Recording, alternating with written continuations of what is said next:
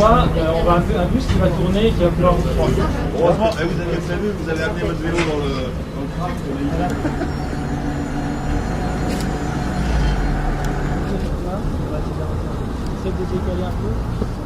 Alors on a prévu un scénario qui n'était pas simple en fait pour les services de secours, puisque là c'est un piéton qui traversait devant une rame de tramway et elle est passée au dernier moment et le conducteur l'a percutée et elle est restée coincée sous la rame.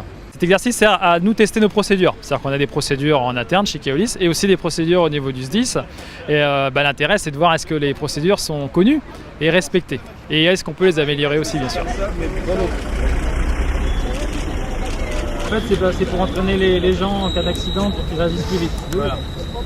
On fait une fois par an. Voilà, bah oui, bonne journée. Un peu d'appréhension. Au revoir. Ça va? J'ai déjà fait un exercice pompier en dehors du tram. Mais... D'accord, donc un peu habitué quoi. Tout ça. D'accord. Ah oui, c'était moi la victime avant. D'accord. Vous pouvez prendre la station, il y a pas d'informations sur la. Ce qu'il doit faire, c'est qu'il descend voir vite fait.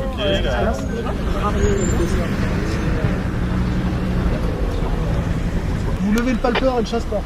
Ça marche? J'attends de voir avec le conducteur si la rame est bien préparée. Je pose une couverture à...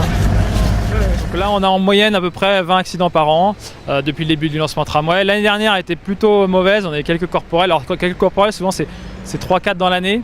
Cette année, c'est une très bonne année. On ne devrait pas le dire, mais on a un peu de chance. Mais il y a aussi beaucoup d'actions qui sont menées, bien sûr. Hein. C'est surtout ça, c'est le travail au quotidien qui paye.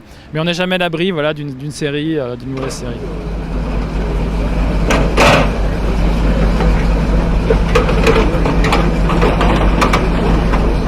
Ce qui était assez sympa, c'est qu'il y avait dans l'équipe du SDIS, il y avait des nouveaux qui ne connaissaient pas le tramway et des anciens. Et ils ont été très efficaces. Ils ont bien compris la situation.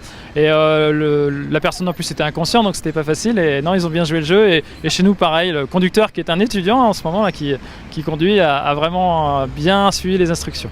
Comme il y a ligne B, donc bien sûr on aura encore plus de kilomètres de risques potentiels. Donc mon travail en ce moment c'est d'étudier justement les plans, les futures lignes et de regarder justement les endroits à risque et pouvoir les améliorer.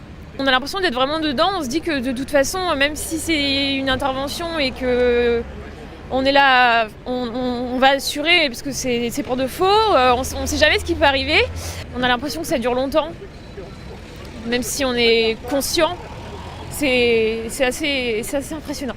C'est vraiment intéressant de voir comment ça se passe et au niveau sensibilisation pour tous les passagers et les piétons ou les utilisateurs des transports en commun, c'est important.